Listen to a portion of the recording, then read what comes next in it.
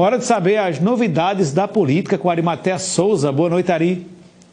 Boa noite, Anchieta. Boa noite, você, telespectador do Itararé Notícias. Nesse mundo revolto de pandemia e num mundo habitualmente hostil em termos de política, uma boa iniciativa foi anunciada hoje pelo governador João Azevedo. Depois de várias controvérsias quanto à reabertura do comércio nas principais cidades da Paraíba, João Azevedo anunciou hoje que vai promover nesta quarta-feira uma conferência virtual com o prefeito de Campina Grande, Romero Rodrigues, com o prefeito da capital, Luciano Cartacho, e também com o presidente George Coelho da Federação dos Municípios da Paraíba, a FAMUP. Ele vai buscar um entendimento para que haja uma afinação em termos de critérios e de datas para a retomada gradual das atividades comerciais aqui na Paraíba. Só fazendo um pouco de linha do tempo, é bom lembrar que o Supremo Tribunal Federal, há algumas semanas, deliberou que essa competência para eventualmente determinar isolamento social dos estados e das cidades é de competência dos governos estaduais e dos municípios. Isso foi em resposta a uma ação promovida pela Ordem dos Advogados do Brasil, no seu Conselho Federal, e também pelo PDT, em função de uma ameaça do presidente Jair Bolsonaro de decretar, através do governo federal, o fim desses isolamentos que haviam sido adotados em alguns estados da federação e nas principais cidades. Esse entendimento de que a competência de estados e municípios para deliberar sobre esse assunto fez com que esse impasse descesse do plano federal e se instalasse entre estados e municípios, que em alguns casos não convergiam em termos de datas. Isso aconteceu inclusive aqui na Paraíba, quando João Azevedo e Romero Rodrigues chegaram a programar datas diferentes para a retomada das atividades comerciais. Se espera-se que haja uma posição homogênea dessas principais lideranças administrativas do Estado e que se possa sair, quando as autoridades da saúde assim recomendarem, se possa sair de forma consistente e gradual dessa situação de distanciamento social. Aliás, nesse caminho da pacificação, na perspectiva de que a prioridade é a crise sanitária, o deputado Raniero Paulino, do MDB, ele é líder do bloco de oposição na Assembleia Legislativa, falou ao Itararé Notícias defendendo que não é hora de discutir política, mas sim de convergir no combate, no enfrentamento ao coronavírus. Ele propõe, inclusive, uma espécie de comitê gestor envolvendo poderes e entidades representativas da sociedade paraibana, para que possam tomar decisões conjuntas nesse momento crítico. Vamos conferir.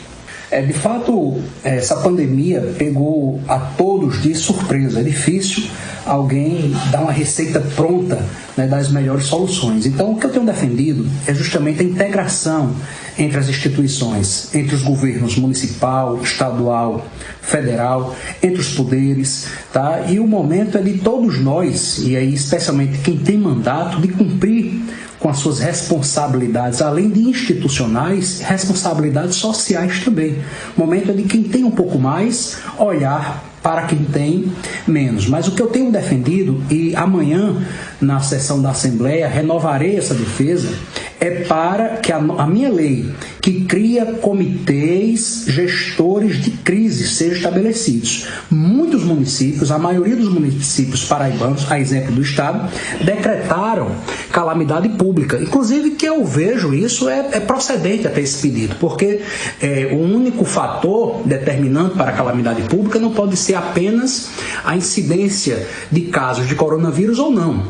A diminuição na arrecadação, no faturamento do Estado tem impactado fortemente os municípios e os estados. Agora mesmo, no último mês, a arrecadação caiu 21% no Estado da Paraíba. Então isso é preocupante. Inclusive precisa que o Estado tenha mais agilidade em fazer compras públicas para a minoração desta crise, tanto no ponto de vista de saúde como também assistencial. Daí a nossa votação pela calamidade pública. Mas não significa dizer que não há fiscalização. É importante, eu quero aqui exortar a sociedade, especialmente aos órgãos fiscalizadores, principalmente os legislativos municipais e estadual, para fazer essa fiscalização. E a criação desta lei, desse projeto que eu apresentei na Assembleia, de criação de comitê de gestão de crise, é justamente reunir a sociedade representativa, o setor produtivo, OAB, igrejas, Ministério Público do Trabalho, federal, estadual, o Poder Legislativo, o Executivo, autoridades sanitárias, para tomarmos juntos as melhores decisões. Eu falo isso, inclusive, sobre